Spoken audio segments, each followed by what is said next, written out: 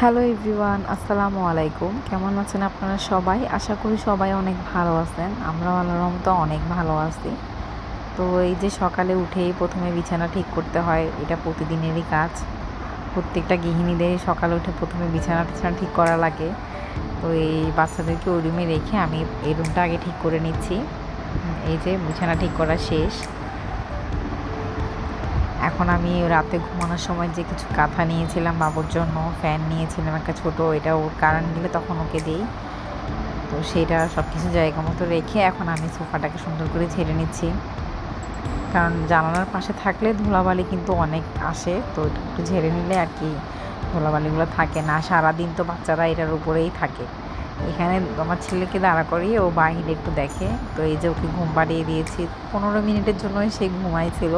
আমি জাস্ট একটু টেবিলটা শুধু ক্লিন করতে পারছি, এর মধ্যেই সে আসলে উঠেও গিয়ে